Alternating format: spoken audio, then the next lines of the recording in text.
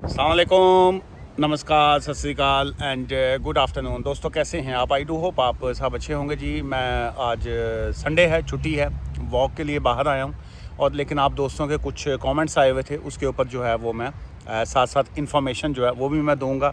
और चूँकि ये जो इस वक्त इमिग्रेशन एंड असाइलम का जो न्यू बिल है, जब पार्लियामेंट का आगाज़ होता है तो उस वक्त जो है जो किंग होता है या क्वीन जो होती है वो पार्लियामेंट के स्पीचेस का आगाज़ करते हैं और इसका जो ओपनिंग है ये किंग या क्वीन की स्पीच से होती है।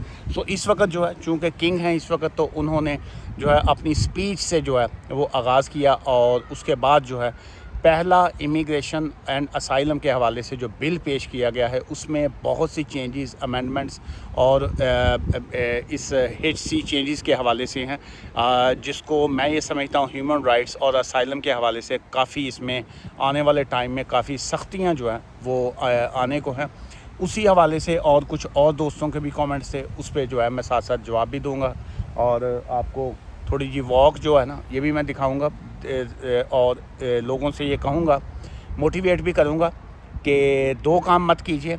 एक तो ये आजकल लोग सिगरेट और वेप वगैरह जो पीते हैं, ये समझते हैं कि वेप का उतना नुकसान नहीं है। सो इसलिए वेप जो है इज़ इक्वली ख़तरनाक जितना सिगरेट है, और सिगरेट और वेप से जो है वो टोटल उसको दफ़ा कीजिए, छोड़िए और वॉक जो है वो लाजमी करें। अब मैं आपके सवालों के जवाब की तरफ आता हूँ। ये किसी भाई साहब का कमेंट था, उन्होंने कहा जी कि क्या ये जो न्यू बिल है ये इफ़ेक्ट करेगा इस पे जो पहले से लोगों को रेफ्यूजी स्टेटस मिल चुका हुआ है या जिनकी केसेस जो हैं अभी पेंडिंग है उनके ऊपर क्या असर होगा इसका।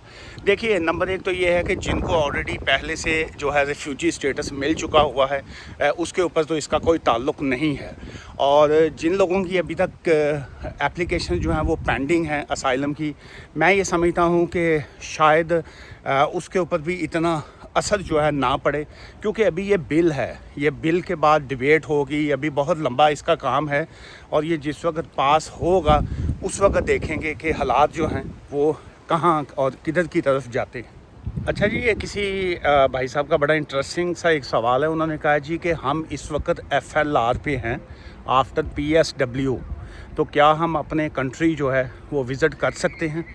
भाईजान, कैसे विज़िट कर सकते हैं? FLR आप एप्लीकेशन पर हैं या आपको FLR के बाद आपको वीज़ा जो है वो ग्रांट हो चुका है? वो जो फैमिली रूट होता है ढाई साल वाले 10 इयर्स का रूट है, क्या आप उस पे हैं या सिर्फ़ और सिर्फ FLR की एप्लीकेशन पे हैं? अगर आप FLR की सिर्फ़ और सिर्फ एप्लीकेशन के ऊपर हैं तो फिर आप जो है बैक होम बिल्कुल आप जा सकते हैं, लेकिन वापस कैसे आएंगे से सवाल ये है। यहाँ से तो कोई भी शख्स जो है, चाहे वो असाइलम पे हो या किसी भी एप्लीकेशन पे हो, उसको कभी भी विड्रॉ करके जा सकता होता है, लेकिन आपके पास वापस कैसे आएंगे ये सवाल है। सो इस वजह से एक तो जो भी दोस्त अपना सवाल या कमेंट लिखा करें उसको पूरी तफसील से लिखा करें, चूँकि बाज़ कर फिर वो जो आधा सवाल जो होता है ना वो फुल जवाब से भी ज़्यादा ख़तरनाक होता है और बहुत से लोगों को उसका नुकसान होता है। जैसे अब इनका सवाल था कि जी कि क्या हम वापस जा सकते हैं? वापस जा सकते हैं, लेकिन आपके पास वीज़ा ही नहीं है तो फिर वापस कैसे आएंगे आप? अच्छा जी, ये हो सकता है थोड़ी सी ये बीच में आवाज़ की डिस्टॉर्शन आती हो। सो बहरहाल मैं माइक मेरे पास था नहीं, लेकिन नेक्स्ट टाइम मैं इस तरह की आउटडोर रिकॉर्डिंग के लिए जो है वो माइक रखा करूँगा पास। अच्छा, अब ये पूछा है किसी ने, उन्होंने कहा कि अभी 5 इयर्स रूट ही चल रहा है या ये 30 मंथ्स वाला हो गया है। देखिए, जिन लोगों को 2 मार्च 2026 से पहले के जो रेफ्यूजी स्टेटस जो ग्रांट हो चुके हुए हैं वो तो सो फार जो है वो फुल उनका स्टेटस ही है रेफ्यूजी वाला।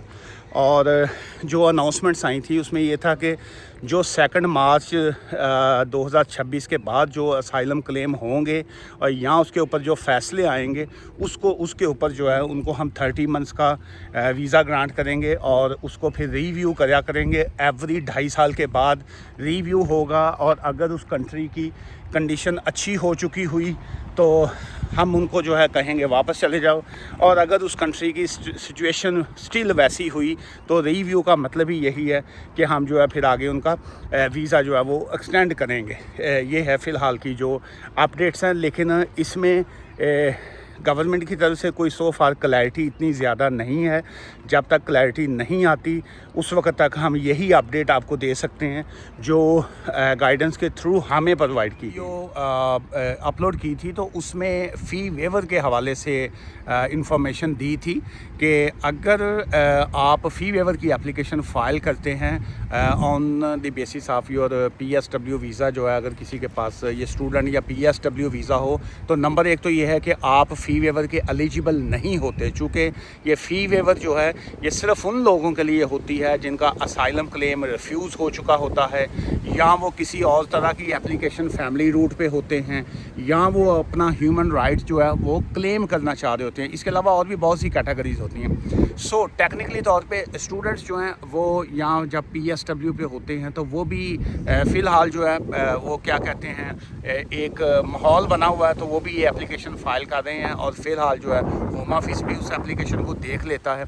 लेकिन एक्चुअली जो है ये फ़ी वेवर की एप्लीकेशन जब आप फ़ाइल करते हैं और अगर आप इसको विड्रॉ करके अपना स्किल्ड वर्कर वीज़ा की एप्लीकेशन फ़ाइल करते हैं तो आपकी स्किल्ड वर्कर वीज़ा की एप्लीकेशन लाजमी तौर पे जो है वो उसमें रिफ्यूज़ल के चांसेस उसमें हो भी सकते हैं, बल्कि हो भी रहे हैं।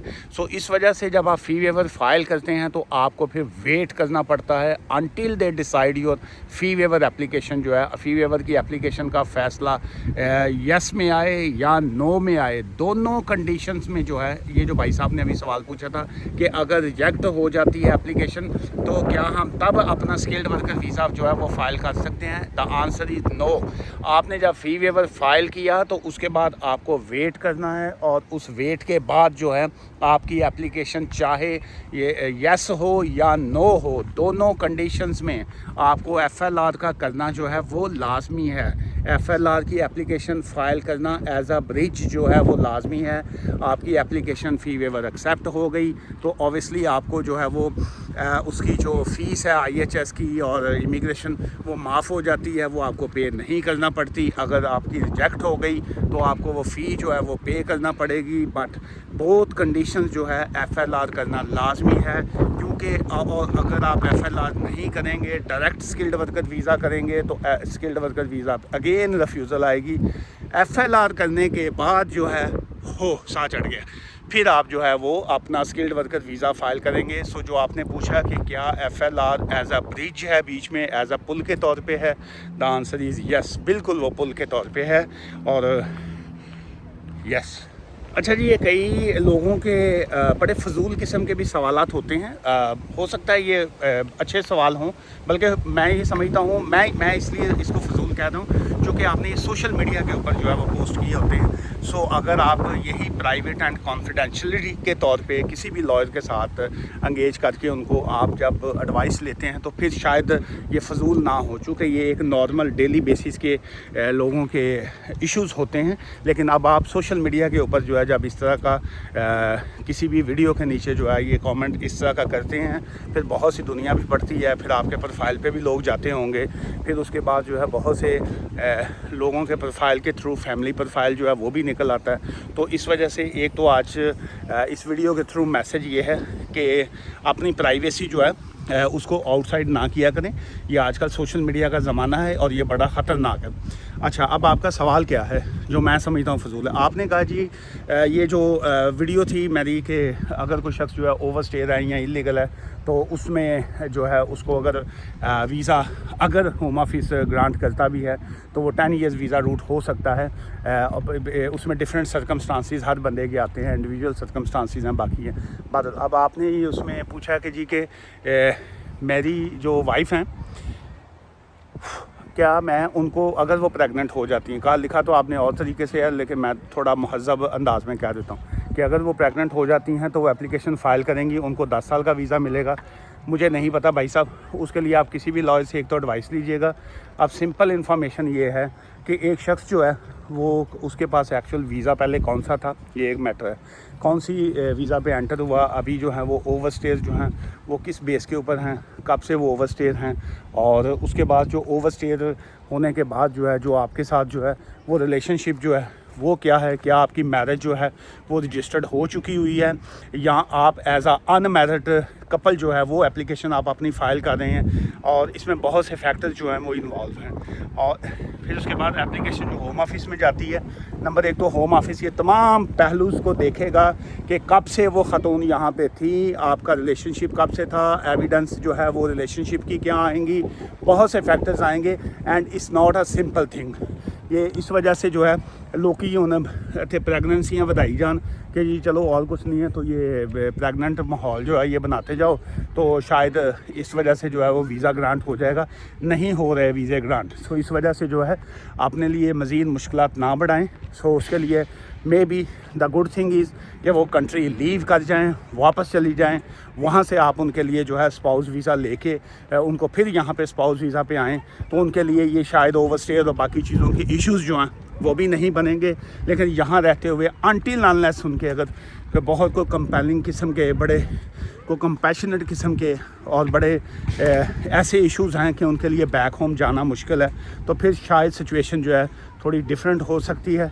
लेकिन स्टिल जो है is not a straightforward case. So इस वजह से जो है अपने लिए, अपनी वाइफ के लिए और बाकी लोगों के लिए मुश्किलात में इजाफ़ा मत किया करें।